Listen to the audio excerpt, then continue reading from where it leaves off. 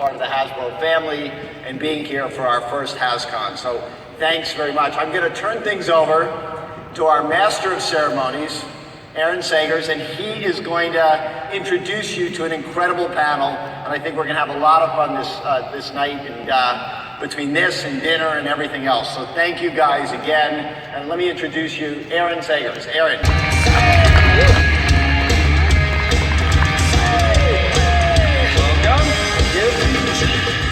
These two are iconic voice actors.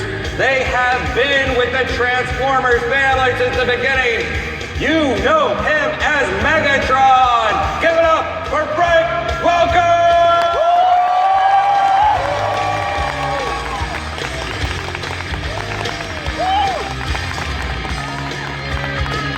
And keep it coming, because he is the Prime. He is Optimus Prime.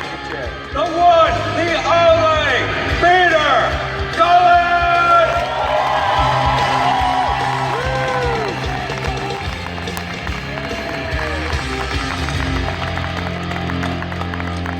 She is new to the Transformers family, but already unforgettable. You know her as Isabella in The Last Night. Give it up for Isabella Motor!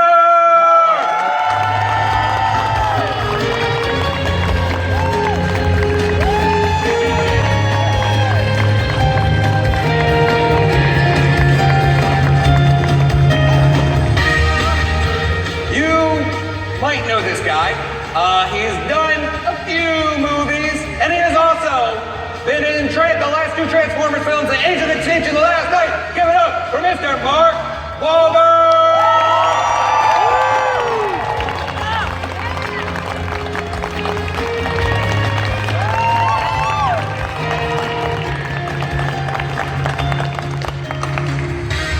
Hey guys. Welcome to HASCON, the first HASCON. It's a big deal. There it is. Well, I mean, happy anniversary on 10 years of the live action films and more than 30 years of the Transformers franchise. And just to kick things off, I'm gonna go down the road and just ask, like, sort of what sums up Transformers for you, whether it's a scene, a behind-the-scenes moment, an episode of the animated series, a personal anecdote. What sums up Transformers for you? Frank, I'm gonna put you on the spot. I'm gonna have you go first. Well, first of all, it's been a fantastic experience to go through this whole 30 years, as you put it, and it's hard to believe I'm 39. I'm very young when I started, but I think working with Peter, and every time I hear him do that voice, to try to knock him down at some point is just a thrill, because he's so much larger in life. And actually, those two characters playing against each other is for an actor, is a heck of a lot of fun. Yeah, and I just have to say thank you to both of you for being such an awesome part of like my childhood. And Peter, please, man, what's your moment? What sums up Transformers? Well, it's really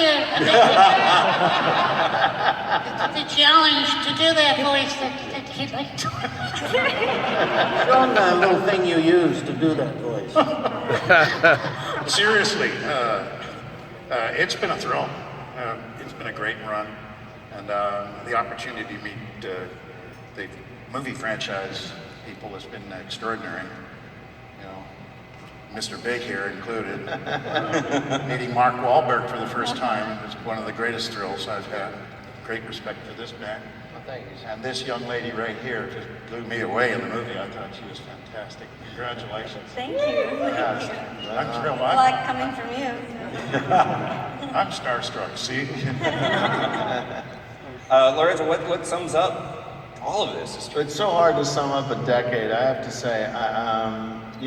For me, I think one of the things that's extraordinary is the insane, rabid fandom of this franchise. And it's the thing that we all, that you all have. And truthfully, we feed off of it.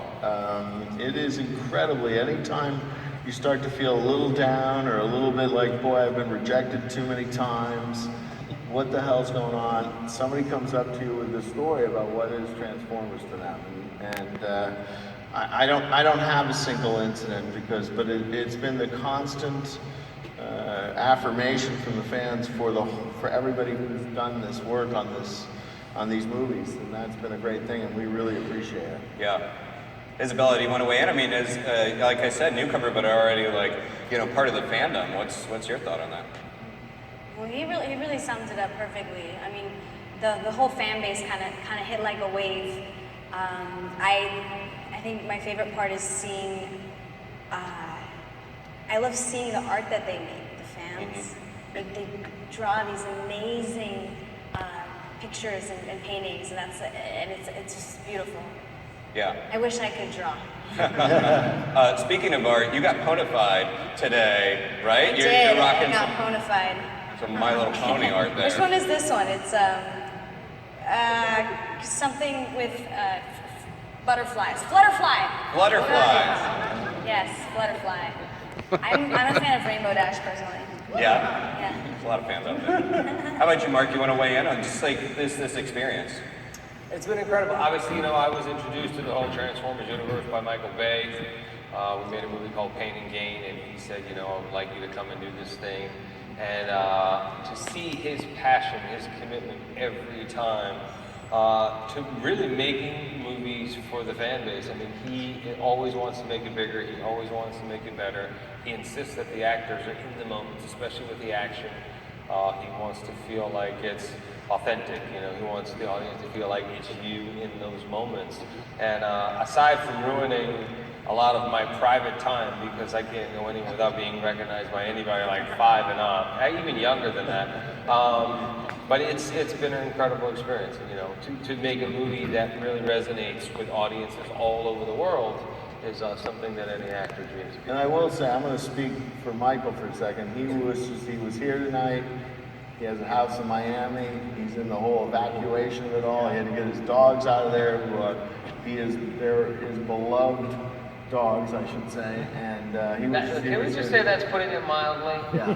Because I've been on a plane with Michael before. We were flying back from our first trip for Transformers, and he just beat the crap out of me for 15 hours. And so we get on the plane, I'm like, yeah, I'll have a glass of wine. He takes the glass out of my hand. He's like, you cannot hold this during landing or takeoff. And then all of a sudden, these giant mastiffs come on with foam, poop, everything else. And they just start laying all over the plane. I mean, no rules with the dogs, but you cannot drink a drink. That's how much he loves his dogs. Well, that's great because you guys, you have this pre-existing relationship and now you've been working on the 2 Transformers movies. How has that dynamic sort of evolved between you and Michael? Is there just a lot of shorthand? Is it... Michael's very afraid of Mark now. You know what, there's a lot of trust there. Look, I'm there to service his vision. He knows that I really do my homework. I'm prepared. I want to make the character my own, and he gives me the freedom to do that, to improvise, creating backstory, all that stuff. And, he gets a kick out of seeing me go crazy. Mm-hmm. So, and I see him go crazy quite a bit too. So it's a give and take, and it's one of the better collaborative experiences that I've had. I've worked with a number of directors on a number of occasions, but it's like you're there to service his vision. He has the whole movie in his head, and I'm fine with that. Yeah. And he still allows me to do my thing in the grand scheme of this big picture, which is still it's very fulfilling as an actor. Yeah. Just not drink wine on the plane. Yeah. Oh, I took the wine back.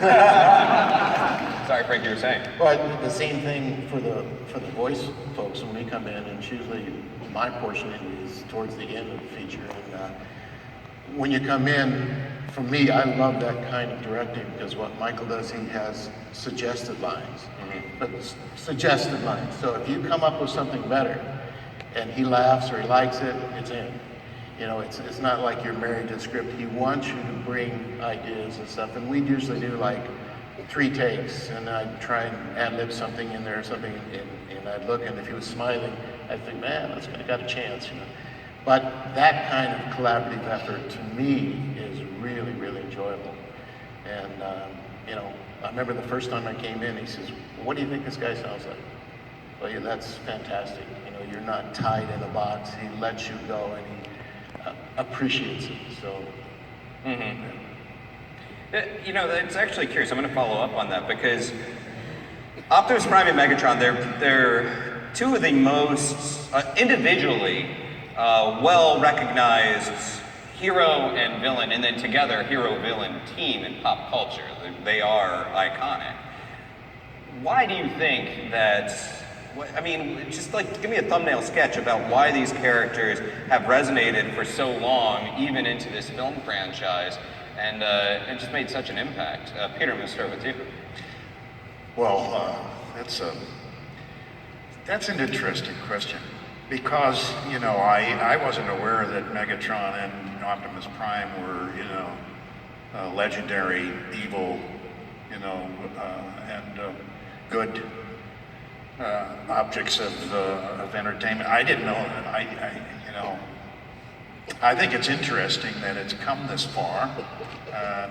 Certainly, from Frank and my point of view, we go back to 1984. So this is when it was a cartoon. Generation 1 for all of us. Woo. Generation 1. That's when I was a lot taller. But now I'm 45 feet tall, so that's pretty good. Anyway, nothing's really changed as far as I was concerned. But then I was only involved until 1986, and we did the movie with Orson Welles, and it was Mr. Big here that informed me that, Peter, have you gone to page 19? And I said, what's on page 19? He said, you're getting whacked.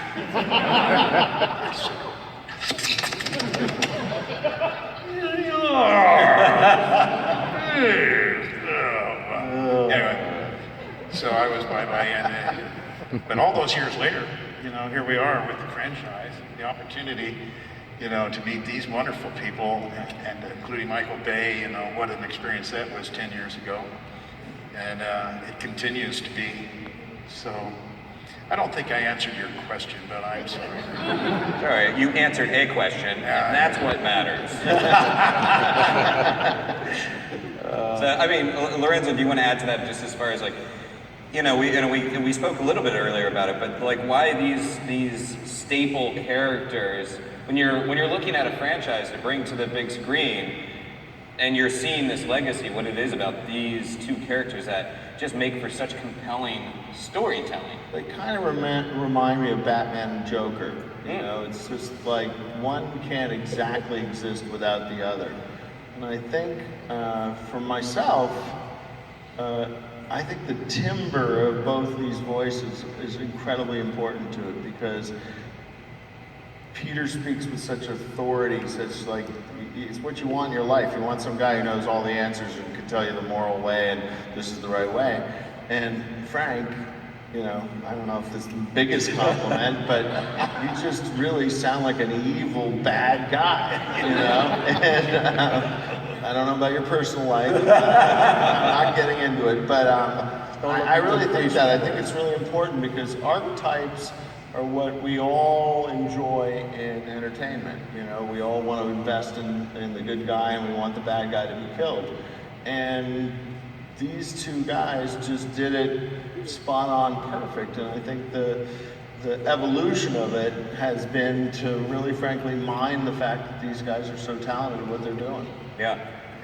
Well, meanwhile, Isabella, you mentioned earlier that Squeaks is your favorite Transformer, correct? Yes. So what is it about this character, this sort of newcomer to the universe, that makes you really like the character, but also, you know, why you think fans kind of dig Squeaks? He can't transform. He's a little bit of an underdog, you know, kind of pity him. No, I like him mostly because he's cute and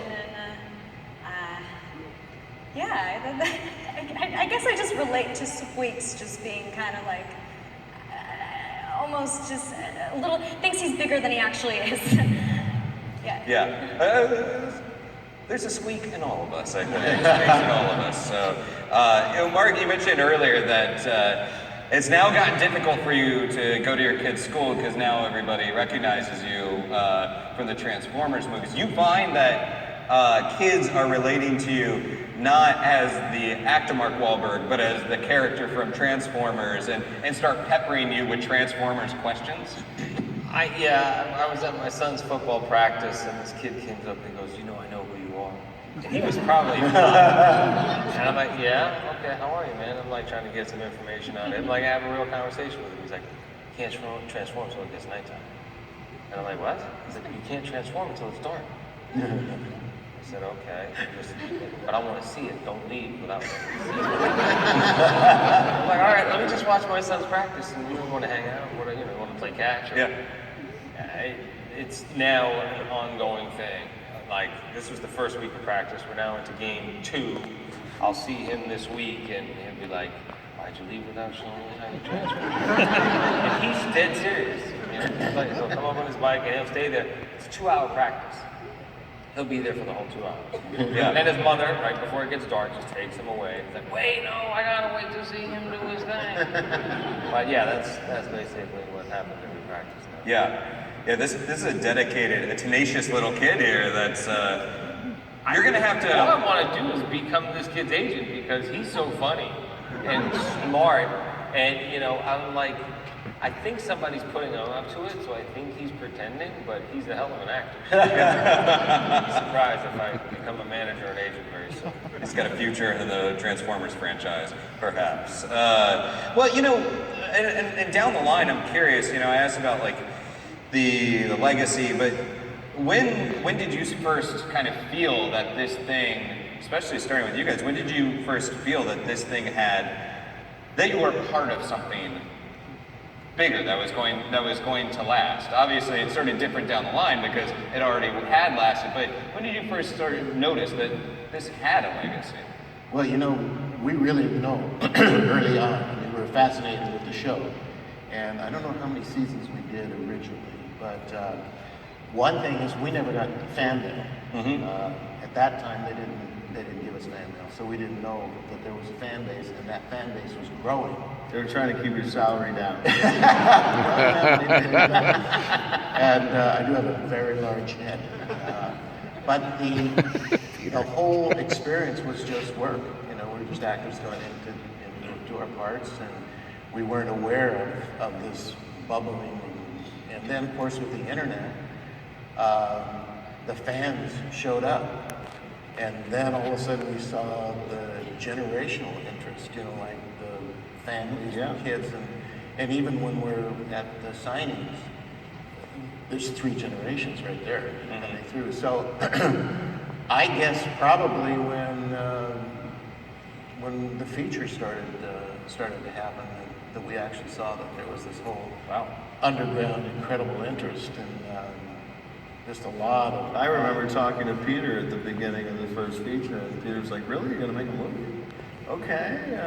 I'm like, we're hoping to make more than one." And I think you thought I was insane. You don't have to answer that. Well, I didn't know if I was going to be in the movie at all at that point. Yeah. I still hadn't auditioned for Michael. Yep. Mark. No, right. But you can direct me if you'd like. Anyway, I didn't know, so when you said they were going to do multiple, I said, well, I hope I'm part of it. That'd be nice. And as Frank said, the internet, and I guess was the great thermometer of all time. So you could put your focus on, how good you were or how bad you were. You didn't know. And the opportunity for fans to respond to the studio and to Michael was the greatest gift that I have ever received in my career. And it's people like you, from my heart to you. If it weren't for you, I wouldn't be sitting here. And I love you. Thank you. Woo!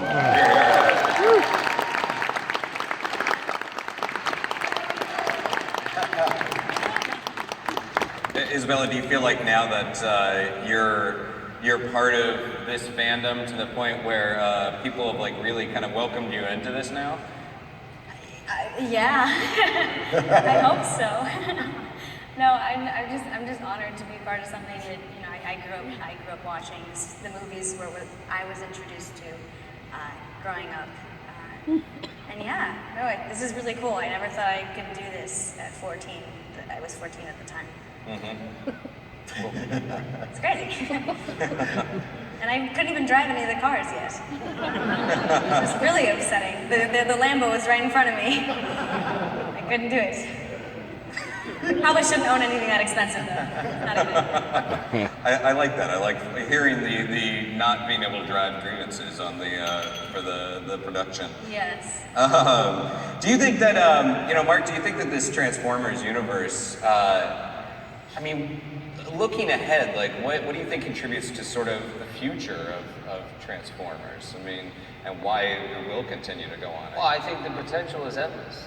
I think there are so many great stories that originate from the Transformer universe, and so many great characters that have been developed. I was talking to some young people earlier, and talking to Lorenzo. I'm so excited about the Bumblebee spinoff, and there are endless opportunities, and realizing how important and how precious this franchise is to the fan base.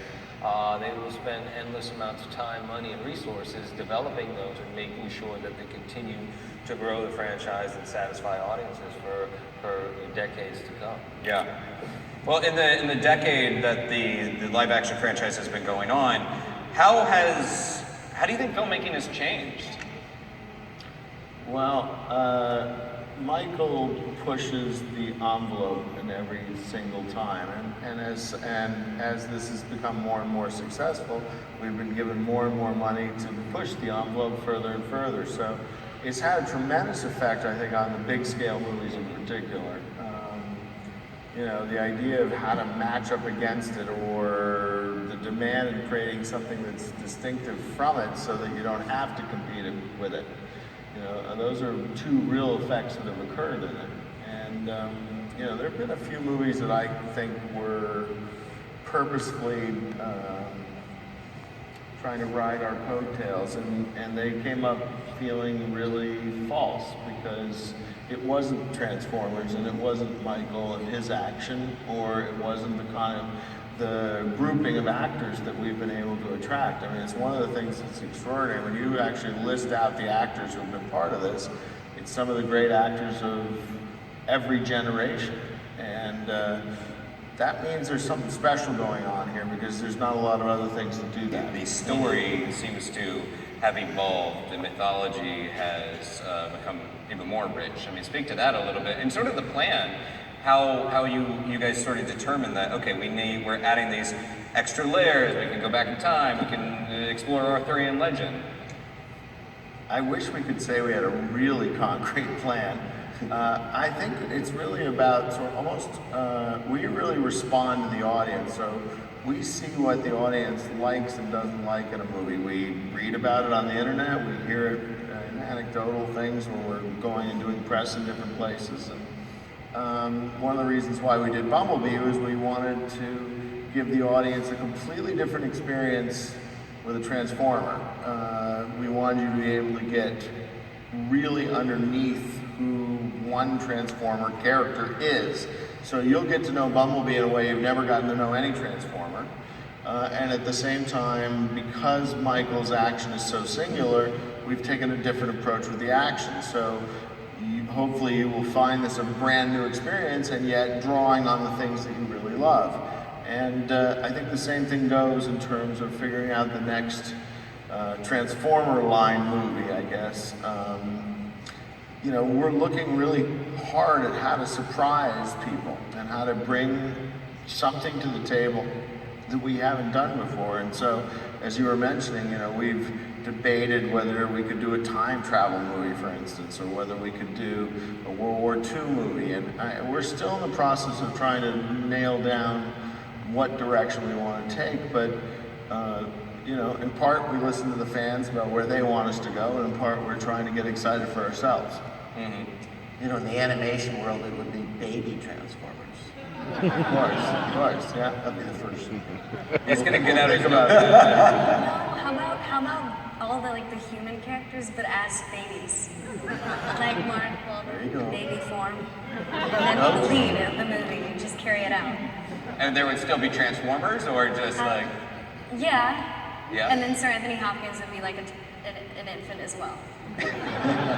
Really old. I feel like he'd be a bit No, he's so young at heart. Yes, he is. He is. But would the Transformers be the regular size and grown-up Transformers, and then the baby humans? It's a hard question. I didn't think it through. How about the fans decide? I like it. Aside from the baby Transformers spinoff, Mark, I'm sure they're going to be talking to you about that soon. When you I've already signed on. Yeah. When you actually got the plot breakdown for the last night, it's like, okay, there's this Arthurian component to it. What was your reaction to that? You're like, hey, it's still a robot in disguise movie, but now this whole other element to it. What were you thinking when you got that? Yeah, when they started talking about, last living descendants of King Arthur or Merlin the Magician, I was like, so who's the last knight? It's like, the sword's gonna come from where? But again, it was one of those things where you just kind of trust Michael, they spend so much time and effort and energy. And if you think, the most impressive thing about Michael is his level of commitment to making it better, bigger and better every time for the people that made it a success in the first place, and that's the fan base. So you just kind of go on this journey with him and, be prepared to do the unexpected and, just make sure you're committed, One of those things. But I thought, anything that's new and different is always exciting to me, and that was the big appeal. Well, along with bigger and better, I'm curious, does that mean, more pain, like, bigger stunts? Does that equate to more personal injury or pain that you had to undergo? Yeah, I'm not getting any younger, that's for sure. The only problem that I had with the entire process was the long hair. And I think he did that to me on purpose. He's not alone. I think you look awesome in long hair. Don't you guys think so? Come on, let's hear it. Let's hear it. I think I look like my mother from 1960. Not the worst thing in the world, but, having it blowing out was just on me. One of the interesting things I'm happy that I have any hair left. But at the same time, it's like, it was a Michael choice. And then it was like, oh, it needs to be a little more blonde. I'm like, don't start with the hair. Come on. But you know what? When you sign up, you are there really to service his vision. And Michael is one of the few filmmakers that has continued to change the game, innovate, and create at a level that most people can only imagine. So you just kind of, you're lucky to be a part of it and to experience that sort of thing and learn from him as you're a part of the process. Yeah, I think one of the things he said is worth talking about, because I think the hardest thing it's been for us, and one of the reasons why we loved the idea of the Arthurian legend, was because it's so hard to have a 6-foot human. I know you're not 6 feet, Mark, but A lot of guys aren't, but at least I'm comfortable admitting it. But seriously, it's hard to have a human compete with a 35 or 45 foot entity. And what was cool, I think, in this movie was they legitimately, being the descendant, being the keeper of the flame of true heroism, and the descendant of Merlin, was a great idea, I think, because it in many ways, for the first time, we had humans that, in a sense, were on a par with the Transformers. They had as much ability to influence the events as the Transformers, and I thought that was a really cool aspect of this movie. I buy it. Very cool, very cool. Well, I know we'll have more from the Transformers film franchise on the way, including maybe baby human Transformer movie. Watch out for that. In the meantime, I'm going to let these guys go. We have reached the end of this portion of the panel, so I want you guys to make a heck of a lot of noise for these folks. Please give it up.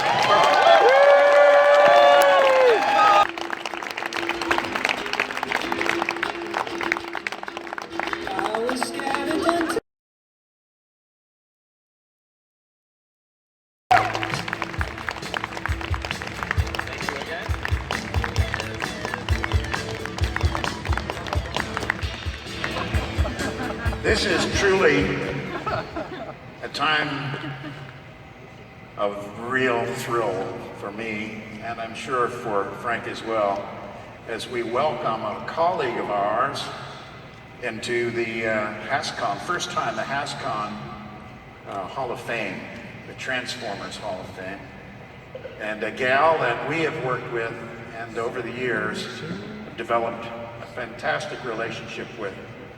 Her name is Sue Blue.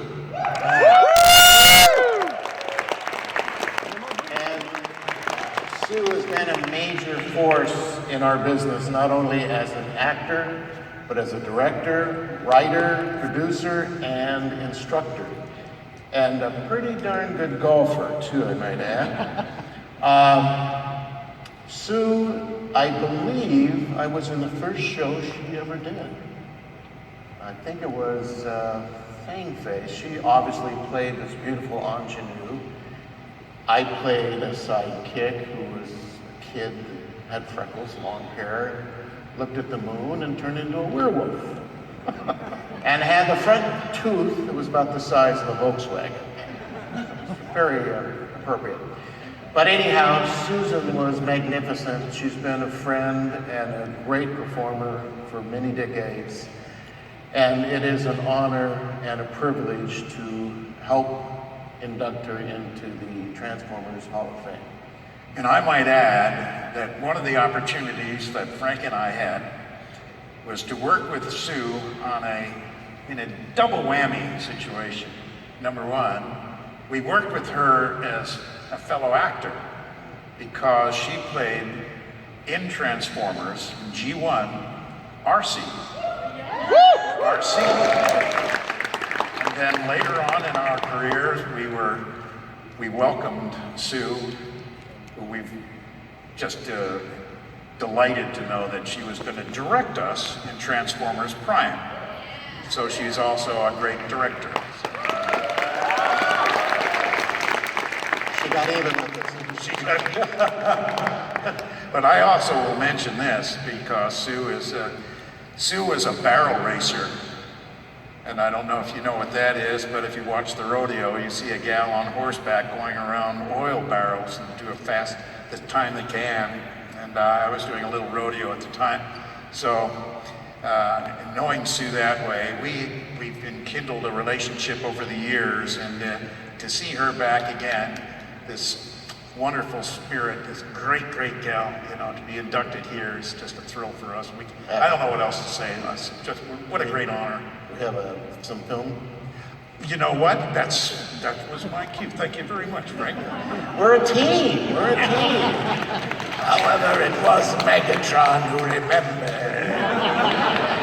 So with that, why don't we take a look right now at some view clips of Sue and what she thinks of this great tradition. Gentlemen, would you please welcome Sue Blue. Sue, come on up.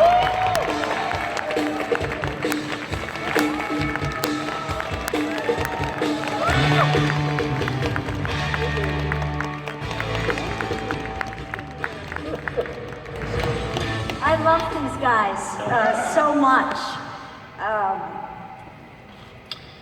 Bow weep, grana weep, Nineveh. That was Cup in the original film, teaching Hot Rod the Universal Green.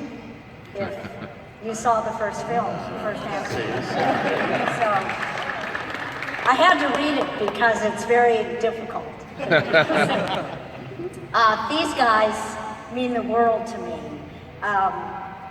We have so much in common. Peter, who is a wonderful horseman, played polo. He owns a lot of horses. We would go out and at different restaurants and talk about our horses. And in another life, I would have loved to have been his groom. And Frankie, we golfed together. In fact, we did animation tournaments, and we won a trophy. Tell them about it. And in another life, I would... First place, right? First place. Trophy, first place. And in another life, I would have loved to have been his caddy. She's a good player.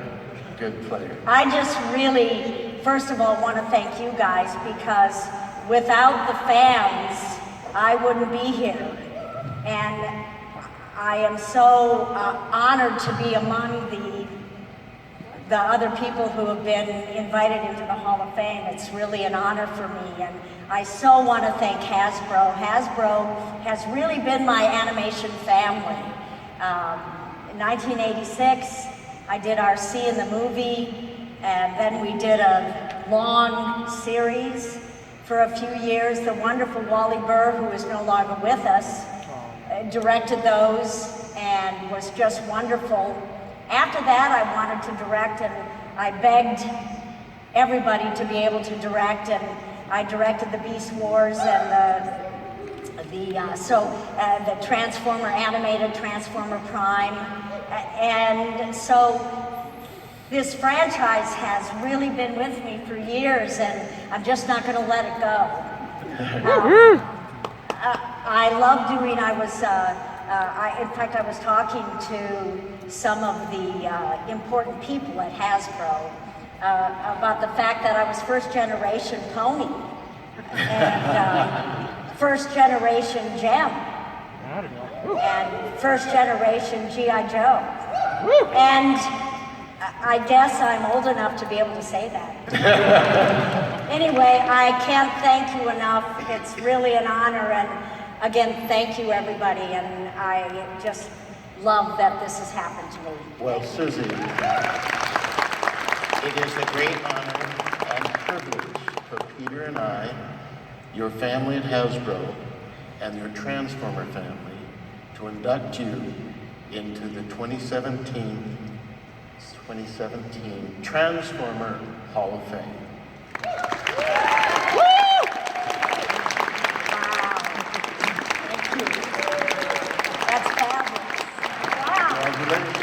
Thank you so much. This is just great. Wow. To all our one. Thank you.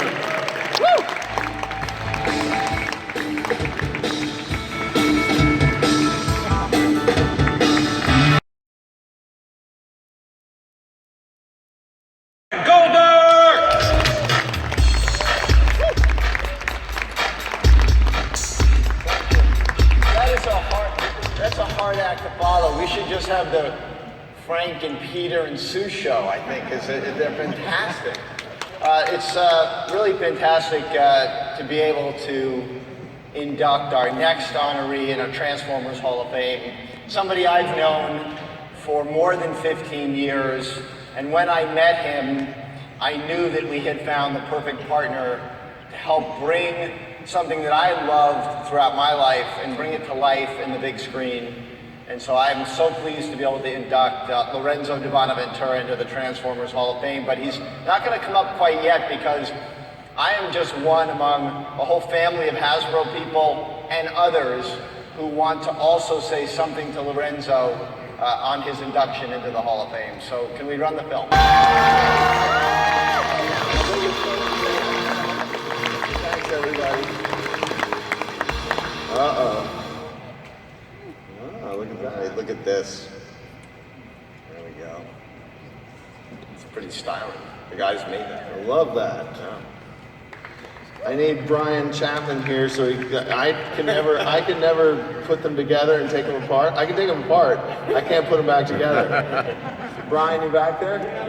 Okay, thank you. Later on, okay, buddy? Oh, that's great. Thank you. Thank you. Well, what can I say? One of the greatest things in my life that's happened has been Transformers. You know, I've gotten to know one of the, maybe the best company in America in Hasbro, but I can't tell you. I can't tell you how many people at that company have become my friends and my colleagues, and we fight like family sometimes, and sometimes we get along very simply. But what's so great, it's genuinely, I've worked at a lot of companies, and I've yet to work at a company like Hasbro, and I consider myself really privileged for having had that experience. You know, the fans of Transformers have kept me going. One of the hardest things about Hollywood is the amount of rejection you have to sustain. You know, I think every job has a certain amount of it, but I think Hollywood is one of the, what's brutal about it is how much rejection you have to take. And so often a fan would lift me up. And it's crazy. I took a Christmas vacation in Malaysia to try to get away from Hollywood and get away from everybody. I'm in the middle of a jungle, and I'm staying at this eco lodge, which is loosely named a eco lodge. And the gardener figured out that I was the producer of Transformers. And immediately wanted my signature and wanted my, you know, do I have a baseball cap to give them? And, you know, it's extraordinary the level of commitment that the Transformers fans have. And I think maybe the best story I can share with you that tells you both the level of insanity that I have experienced with our collective community, and also the incredibly funny, life-affirming thing is it's a very long story, but I'm going to cut it short. I had a momentary heart problem. I was in London alone. I was being brought into an operating room. I was having very dark thoughts. You know, it's like my life is over. Oh my God, my heart. And I go in, and the nurse shaves my arm, and they're gonna do angiogram. Put a thing into my heart. She says, "This is Charlie, your technician." Charlie's 39, 40 years old, professional. I say, "Hey Charlie, how you doing?" He's great. He starts to explain to me the process, and then he stops and he says, "I just have a question for you." And I say, "What?" He goes, "Are you the producer of Transformers?" And I'm like, "Yeah." And he goes, "Oh my God, I'm the biggest fan of Transformers. I can't tell you how big a fan I am. I mean, every day I would go home from school, and my brother and I, we would act out Transformers, and we would do this, and we would do that." And I was thinking to myself, what is going on? I'm on the operating table. I'm kind of wondering, this is really totally insane. And then he suddenly stopped me and goes, "Well, maybe this isn't the best time to talk about this." And I looked at Charlie and I thought, you know what, Charlie? I haven't thought about dying for the last 2 minutes. Keep going. So Charlie then proceeded to tell me that not only is he a big fan who owns 500 Transformers, but his brother, who is such a much bigger fan of Transformers, that he owns 1,000. I'm thinking, okay, this is one of our fantastic family of nuts. And he said, you know, I'm such a big fan that I own Optimus, Megatron, and Bumblebee boxers. I'm thinking, okay, that's great. And he goes, "Oh my God." And he takes his belt off, pulls his pants down, and I swear to God, he has Bumblebee boxers on. Yeah, there you go. So that kind of sums up the whole experience for me. I love that passion, and in a business that's hard to keep going sometimes, and you can feed on that, and you can enjoy that, and you can appreciate the fact that you are bringing something to the screen that means that much to people. And it gives a lot more meaning to your life and your career. And it really has been my unbelievable blessing to have Transformers in my life. I didn't grow up with this as a child. And so it's a really interesting thing that it turned out to be, in a way, my return to being a child, because I get to blow up things, I get to play with cars, I get to imagine all sorts of crazy stuff, but I mostly get to enjoy your passion for this thing, and that really feeds me, and it's been one of my great pleasures in life. You know, I it's so really great. appreciate it. You know, it's so great for me. The joy of joys is the fact that You know, I've always known that this should be shared by generations, and certainly we spend a lot of time on the comics and on the animated series, and on making great toys and games and things for Transformers. But you know, you have helped all of us to make sure that that future generation who also looks to the movies to enjoy storytelling gets to enjoy Transformers through that storytelling. And so that's what I'm so appreciative of doing. I know everybody. It's one of my great pleasures. And I have to say, one of the penultimate things that's happened to me in this is that Mark Wahlberg and I have done 8 movies together. And that's an extraordinary track record. That's not something we often get to do in Hollywood. And not only has he become my friend, and I think I started out a little bit as a mentor to him, but he's now my mentor because he's a much better businessman than I am. We've really become close, and to share this experience with him has made this all the more special for me. So it's really been unbelievable. It's sort of the family has grown, and I appreciate all you, and I think of you all as family. Great. Thank you. Congratulations. Awesome. Congratulations. All right. Thank you, guys. I'm going to turn things back to Aaron. Is that what I'm doing? Yep. Great. Yep. We're going to both walk off. Thank you, guys, very much. Let me also say thank you. Thank you. Enjoy your evening and your dinner, and we're so appreciative. Dude, make some noise for them. Woo! As well as all of our awesome panelists. Isabella, Brian, Frank, and Peter. It was an awesome night, guys. And also, I have to thank you. Thanks for having me out here. Thanks to Hasbro as a fellow nerd and part of the Hasbro family. It's been an awesome HASCON for me. So thank you guys so much. And now, I'm going to roll out of here, but we're going to begin with the next exciting portion of the night, dinner. So thank you very much, guys. Have a great night. I'll catch you later. Very, very special reveals as part of this. I think, honestly, it's stuff that I think we've never even shown before as Hasbro. We're trying some different things, and you guys are the first to experience that. So first up, we got some really, really exciting reveals. Here we go. So everybody knows about the Power of the Prime. Power of the Prime started off as a fan vote. You guys voted in Optimus Primal. Optimus Primal is big, he's bad, he's muggy, he's a bit of a cowboy. But right here, you've got some awesome art that really showcases the power and that moment of transformation for Optimus Primal. So to kick this off, we've got lots of cool reveals. Like I said, you guys can see this one coming. This is Moon Racer. Moon Racer is a brand new tool. Yeah, I designed this. Moon Racer? Yeah. 初めてこの商品はコンバイナーとして女性のプロポーションを目指した初の女性型コンバイナーです。で、彼女はI forgot. 彼女は腕モードと足モードにちゃんとレギュレーション通りになるんですけれども、でもちゃんと女性型のプロポーションというのを作っています。すでにビクトリオンみたいなものを私も作ってはいるんですが、それはすでに男性型ロボットとして作ったものを女性型に変えたというものなので、完全に女性型ロボットになってなかったんですが、これは完全な女性のプロポーションを目指したロボットになっています。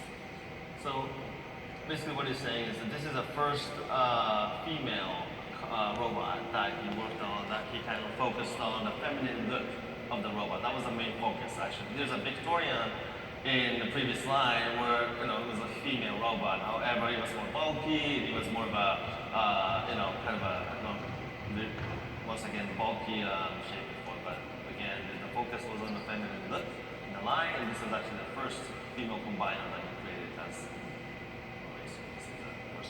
So this character actually is backwards compatible with Combiner Wars, and the vehicle is actually designed by our very own Aaron Gray. So this is just a glimpse of all the awesome stuff that has to come, and you guys, I'm sure you want more. We're gonna give you more. Next up, we've got a pterodon.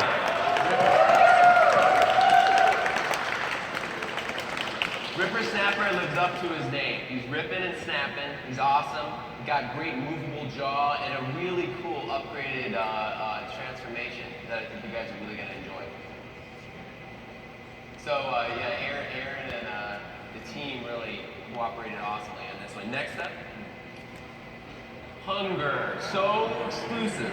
We can't even show you his face. So he, as you can imagine, forms the torso for the mighty, mighty Optimus. As you can see, check out that detail. I'm gonna just let it sit there and emulsify. Next up, we got some more reveals for you guys.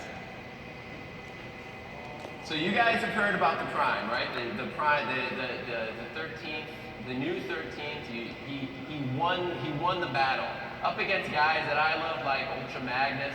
You know, it would have been great to see a brand new Star Saber. We've got the designer of the original Star Saber on stage with us, Mr. Kuniharu-san. But Optimus Primal won, and we're so excited today to give you guys a first chance sneak peek look at a behind the scenes look at the gray model for Optimus Primal. So I'm going to pass it at this point to Aaron Gray. That's right. So John let me have the honor of leading the design on the Hasbro side of this figure, but he also allowed me to do a lot of the promotional illustrations as well. So most of the character portraits that you've seen, and this really cool winning pose that we did, he allowed me to paint. And if we could go to the next slide. Here you can see the first reveal of the claw mode for Optimus Primal. And this guy's got a really cool secret. But before we get into that, our very own Yoke-san actually has kind of a funny story. I was out to eat with Mr. Yoke-san on Thursday, and he told me this story. It literally blew my mind. You want to tell the fans? Yes. It's a long time ago. Before we started designing this product, we did brainstorming to define the aesthetic design goal. So in order to complete it, we visited Cincinnati Zoo. And fortunately or unfortunately, that day was so beautiful day. So because so that all the animals,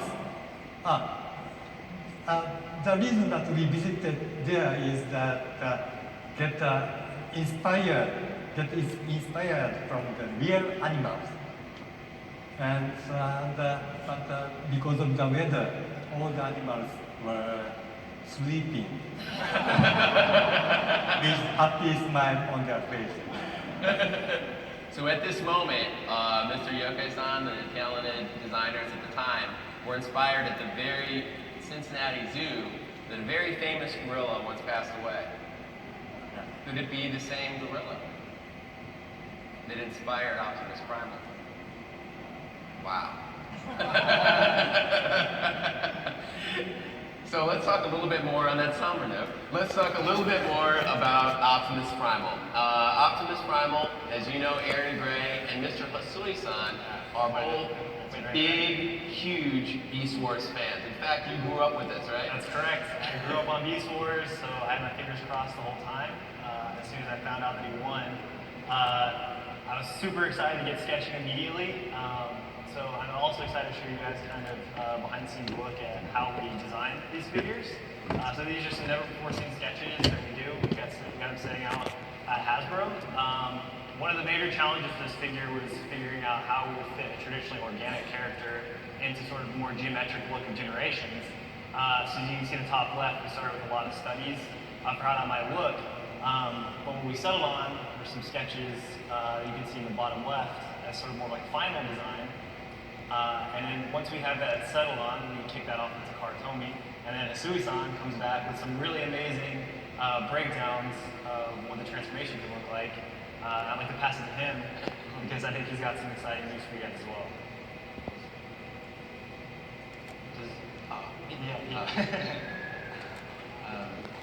プライマル自体がそのウィナーとしてなった時に、自分はこのアニメのストーリーでもこのプライマルが G1 のオプティマスのマトリックスに力を得てオプティマルオプティマスになったっていうところがあるので、今回のパワーオブザプライムのすごくフィーチャーにフィットしてるなと、思いました、それ自体はすごく嬉しいことだったんですが、ただどうやってじゃあ、ジャイアントゴリラがスモールゴリラになれるかで、ロジマスプライムを作った時は、フロントパートの、キャブが、離れた時に、それ自体がスモールロボットのビークルになればよかったんですけれども、今回はジャイアントゴリラの一部が離れてスモールゴリラが出てくることはできないので、あるならば、ジェットモードの、バックパックと、フロントコックピットの部分が、離れて、それがスモールロボットのビークルになったらどうかなというのを考えて、そのあたりがすごく、試行するのが大変なところでした。So first of all, his main focus for this character was that the importance of you can actually talk about this story without telling the story of the big saga where G1 Optimus actually the big matrix actually inherited to the primal, and that's how he became this character. So that was the most important thing that he needed to make the toy feature as well to be more kind of intriguing. So speaking of Hot Rod and Rodimus Prime, in the previous story, Hot Rod to Rodimus Prime was a very easy kind of a one part taken off and becomes one character to another. So how could he use that kind of a play pattern for this character? But of course, it's very difficult for big gorilla to turn into small gorilla. That doesn't make sense. So what he did was that his actually jetpack actually splits into two parts, and that becomes a jet and also a robot. That was his kind of idea too for this actually toy. The other piece that Sui-san is proud to introduce is that this not only is Optimus Primal, it's Optimal Optimus, and he is an actual triple J.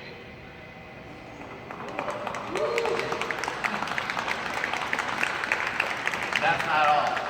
Aaron, tell us about this radical feature you built. So, as soon as Sui-san suggested that we have the 96 Primal figure transform into his backpack or spaceship, I asked him if we could make the gorilla ride it like a hoverboard. Because, Beast Wars. It's Beast Wars. And we're big fans of, we're big fans of robots riding hoverboards. Awesome. What'd you guys think of those treats? Awesome. So we'll have a few more treats, but before we jump too far into it, so there was a Hall of Fame vote. I hope a lot of you guys did vote on that. We had three groupings for the 2017 Hall of Fame, separate of the induction Lorenzo and Six of Blue. One is favorite Transformers character. We've been doing this now since 2010, so in just a moment we'll reveal who you and others chose.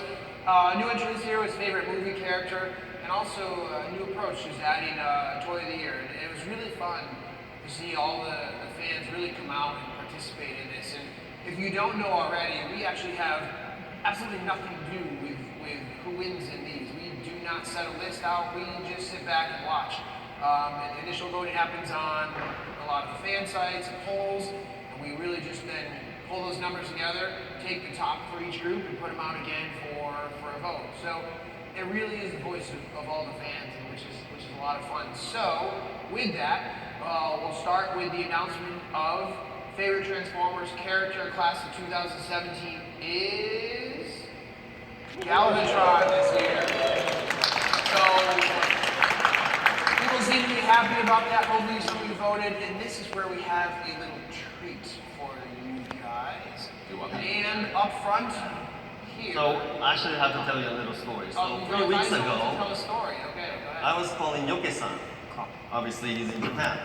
I told him, hey Yoke-san, you're coming to HASCON. The super fans are waiting for you. And this is very special event that we're actually doing. You gotta bring something very special for these super fans. Please, something special. Please, something special. So what he did for us was that he went into Tomi's old warehouse. He actually scavenged, a lot of the things from G1 days. And finally, he was able to find this for us and bring it all the way from Japan to this event here. Only for here. Only for here. Ready?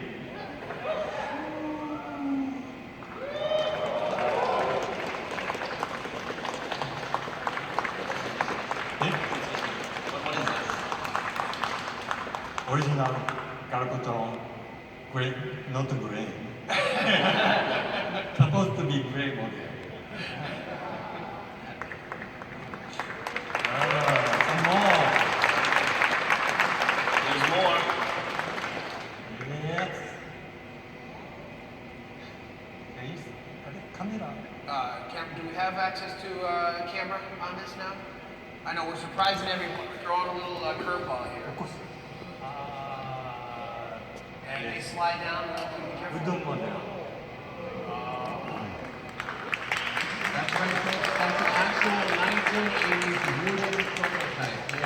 Create the original Galvatron.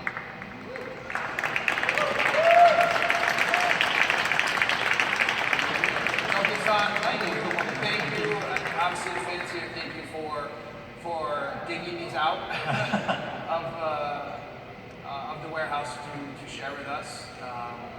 Hey, Ben, could they show the Galvatron on the, yeah. Again, so we will make sure you guys all see it before you run out of here, so don't run too fast. Absolutely. All right, so we're going to quickly jump to favorite movie character. That was Barricade. So it could be movie 1, 3, or 5. Pick one. He's been pretty bad in all of them, so it's definitely one we were glad to see it. Last but not least, the third category, the Hasbro Toy of the Year for 17. This was really fun because we put out a lot of toys this year, and there was a lot of conversation of, well, is it going to hit shelves? What if it hasn't hit shelves yet? So you guys are hilarious to some degree and really creating the rules of the category. But you know, there is no arguing that the winner for this category was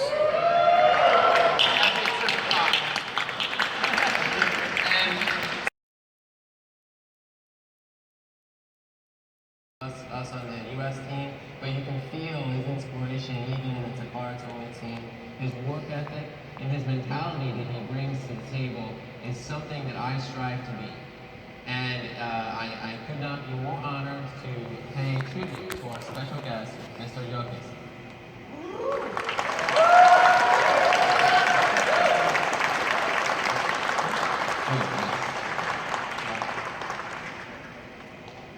So, on this trip, I brought some slides to show you guys, so please enjoy. This is not provided by me. I made the slide. with the help of Brian and our team. Yes. As you see, this is original Takara office where Microman and Diacron were born. It was messy like this, but I believe this is sort of common thing with many of other toy design places.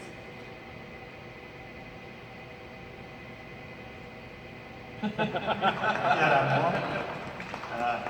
Left, me with funny glasses. And right, I'm serving a big birthday cake to my colleagues. I'm jealous that I had shiny black hair.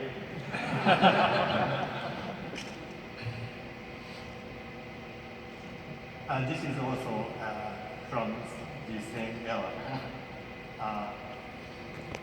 Today we use 3D software to design Transformers product.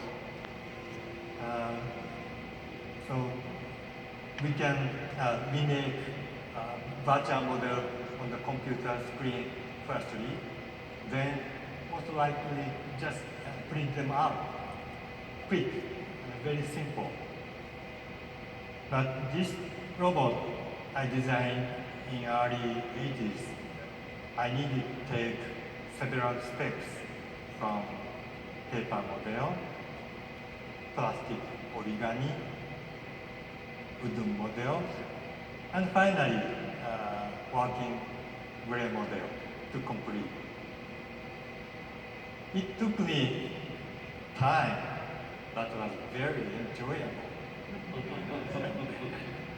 I had a few items for the year. Not like that. I have this toy. It's my favorite toy.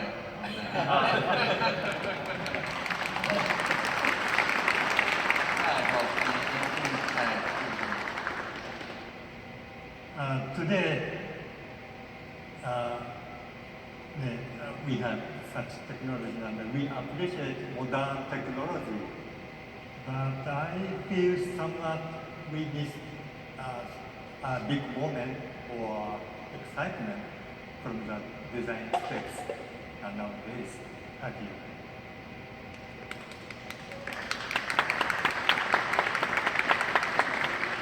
This is a combiner robot for Microman line, and each small robot has two forms.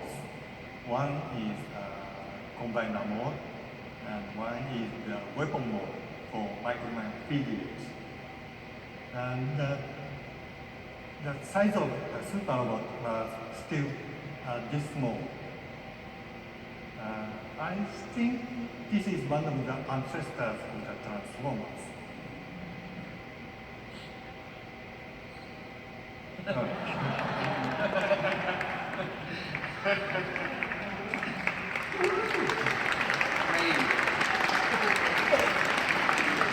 I made this costume in 1 day overnight.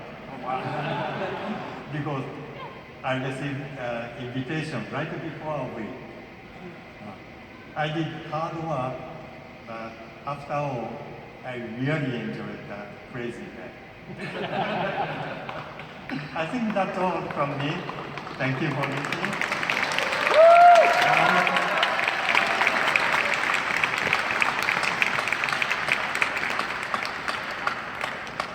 Well, thank you guys, all of you. I'm going to leave this on so everyone can still see this for just a moment.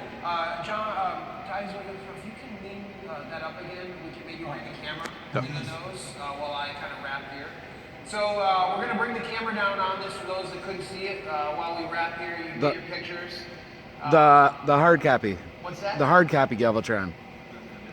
Oh, tip the Galvatron too, you're saying? Yeah. Oh, that may not happen. No. Just. So you may need to get up to the walk up in front of that. So I'm going to, while these guys hold that carefully, thank you everybody for this part of the panel. Hope you had a great time. Hopefully we gave you guys a little extra something special.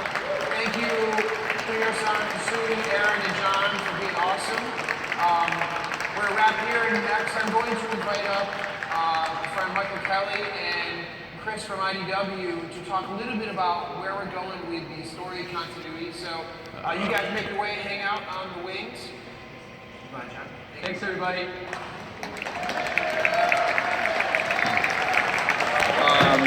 So obviously a few photos being taken. Again, I do want to remind those that are here for this in the panel, as soon as we're done with